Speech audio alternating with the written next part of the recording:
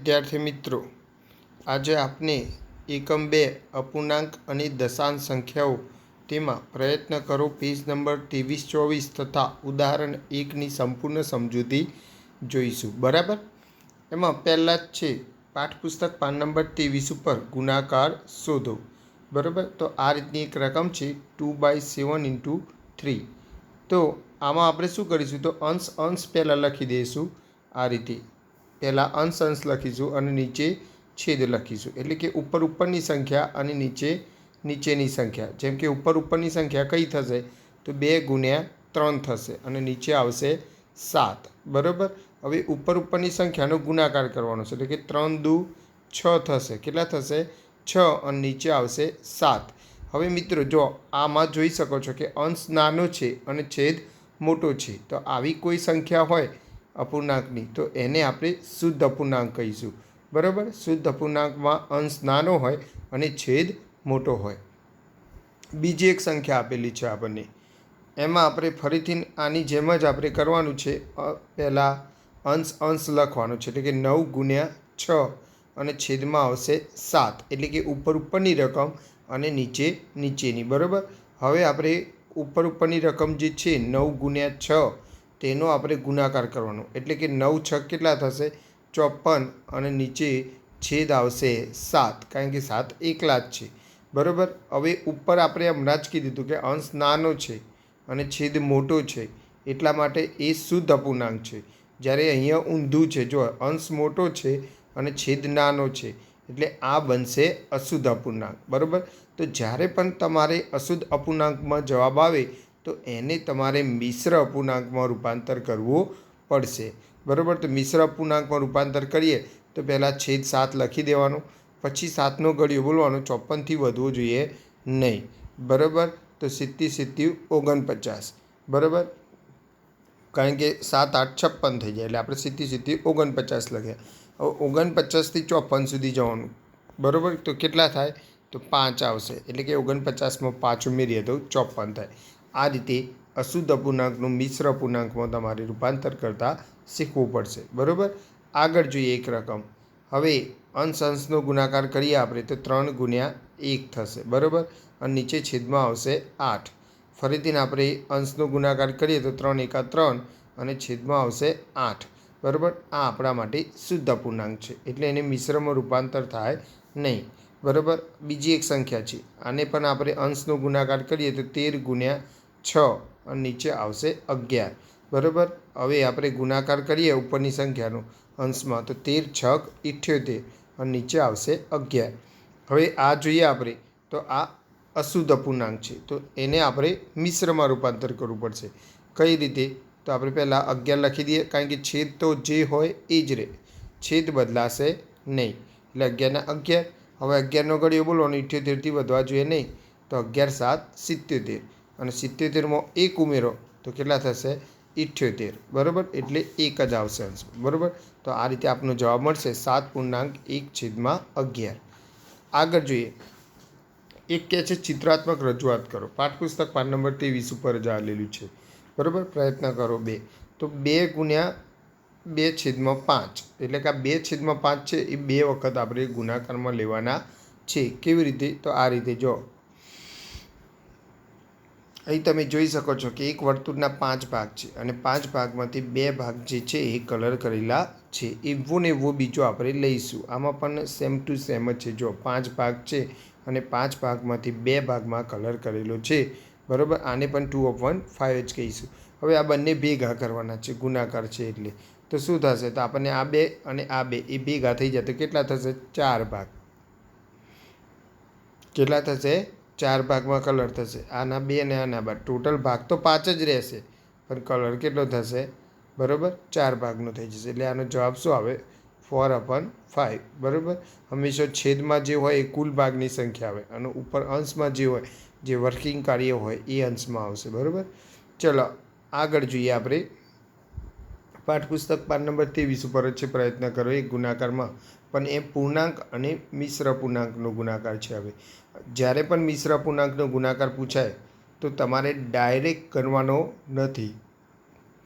મિશ્ર અપૂર્ણાંકનું પહેલાં તમારે અશુદ્ધ અપૂર્ણાંકમાં રૂપાંતર કરવું પડશે. બરાબર, કેવી રીતે તો જુઓ, તમને હું શીખવાડું છું. આ જવાબ જો અને હું બોલું એ પણ ધ્યાનથી જોજો. આ છેદ 7 છે અને આ કેટલા છે? પૂર્ણાંક 2. તો 7 દુ 14. બરાબર, ખબર પડી ગુણાકાર કોનો કોનો કરવાનો? 7 અને 2નો, છેદ અને પૂર્ણાંકનો. 7 દુ 14 અને જે જવાબ આવે એમાં અંશ દો સરવાળો કરવાનો. એટલે આપણે 14 જવાબ આવ્યો તો 14માં 3 ઉમેરો તો કેટલા થશે? 17. એટલે આપણે 17 લખ્યા. બરાબર, છેદ તો જે હોય એ જ રહે. હવે આપણે જેમ કરતા હતા એ રીતે જ ગુણાકાર કરવાનો છે. ઉપર એટલે કે અંશ અંશનો ગુણાકાર 5 ગુણ્યા 17 અને છેદમાં આવશે 7. બરાબર, હવે શું થશે? તો 17 પંચું 85 અને છેદ તો હતો 7. હવે શું થશે? તો 7નો ઘડિયો જોવાનો આપણે. 85થી વધવું જોઈએ નહીં. તમે કહો સાહેબ 7 દાન તો 70 થઈ જાય, તો આગળ જવા દેવાનો. 11 7 77. બરાબર, પછી 12 7 13 7 એમ જવા દેવાનો આગળ. હવે આપણે જોઈએ તો પહેલાં છેદ 7 લખી દઈએ. 7નો ઘડિયો જોઈએ આપણે તો કેટલા સુધી? તો આપણને ખબર છે, બધાને ઘડી આવડે જ છે કે 12 7 તો 84 થાય અને 84માં 1 ઉમેરો તો 85 થાય. તો આ રીતે મિશ્ર અપૂર્ણાંક છે એનું આપણે અશુદ્ધ અપૂર્ણાંક જે છે એને મિશ્ર અપૂર્ણાંકમાં રૂપાંતર કરવાનું. બરાબર, આગળ જોઈએ આપણે. હવે આ જે મિશ્ર અપૂર્ણાંક છે એને પહેલાં તમારે અશુદ્ધમાં ફેરવવું પડશે. એટલે કે આનું શું થશે? તો 9 એકા 9, છેદ અને પૂર્ણાંકનો ગુણાકાર. 9 એકા 9 અને 9માં 4 ઉમેરો તો કેટલા થાય? 9 ને 1 10 ને 3 13, એટલે કે 13 થશે. એટલે ઉપર 13 અને છેદ તો બદલાય નહીં. 9ના 9 ગુણ્યા 6. હવે ઉપરનો ગુણાકાર કરો. 13 ગુણ્યા 6 અને નીચે આવશે 9. બરાબર, તો અહીંયા આપણે જોઈએ તો છેદ ઉડે છે કેવી રીતે? તો 3 દુ 6, 3 તાલી 9, 3 3 ઉડી જશે. એટલે ઉપર શું વધે? 13 દુ 26 અને નીચે આવશે 3. બરાબર, ઉપર વધશે 13 દુ 26 અને નીચે વધશે 3. બરાબર, હવે આપણે ફરીથી જો આપણે મિશ્ર અપૂર્ણાંકમાં રૂપાંતર કરવાનું છે, એટલે આ અશુદ્ધ છે એટલા માટે. બરાબર, તો પહેલાં છેદ જે હોય એ લખી દીધો. 3નો ઘડિયો બોલો, 26થી વધવો જોઈએ નહીં. તો 3 9 તો 27 થઈ જાય, વધી ગયા. તો 3 8 કેટલા થશે? 24. 24માં કેટલા ઉમેરો તો 26 થાય? તો 2.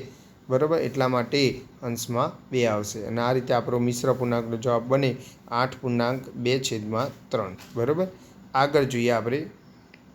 પાઠ્યપુસ્તક પાન નંબર 24 ઉપર છે. પ્રયત્ન કરો 2 કે 10નો 1/2 ભાગ કેટલો થાય? 10ના 1/2 ભાગ કેટલો થાય? તો આપણને ખબર છે અહીંયા જ્યારે પણ કોઈ પણ સંખ્યાનો જો તમારે ભાગ શોધવાનો હોય તો તમારે જે પણ સંખ્યા હોય એનો એ જે ભાગ હોય એના વડે ગુણાકાર કરી દેવાનો, તો આપણને એનો જવાબ મળી જાય. યાદ રાખજો. જેમ કે અહીંયા 10નો આપણે 1/2 ભાગ શોધવાનો છે, તો 10 ગુણ્યા 1/2. ખબર પડી? 5 દુ 10, 2 2 ઉડી જાય તો જવાબ વધે 5. ખબર પડી તમને? જે પણ સંખ્યાનો ભાગ જે પણ શોધવાનો એ બેઓનો શું કરવાનો? ગુણાકાર કરી દેવાનો. જો બીજો જોઈએ આપણે કે 16નો 1/4 ભાગ કેટલો થાય? તો 16 ગુણ્યા 1/4 એટલે 1/4. 4 4 16, 4 4 ઉડી જશે એટલે જવાબ વધશે 4. આગળ જોઈએ. 25નો 2/5 ભાગ કેટલો થાય? તો આપણે 25 ગુણ્યા 2/5 કરીશું. બરાબર, 5 5 25, 5 5 ઉડી ગયા, જવાબ આવશે 10.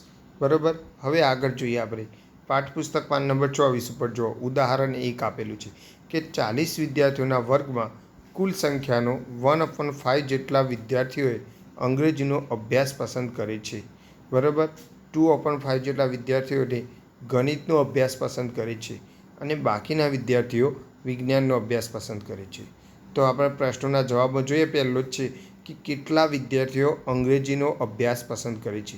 અહીં આપણને ભાગ આપી દીધો છે અંગ્રેજીનો. કેટલો છે? તો 1/5. પહેલાં તો આપણને વિદ્યાર્થીની સંખ્યા શોધવા માટે કુલ વિદ્યાર્થી આપ્યા છે 40.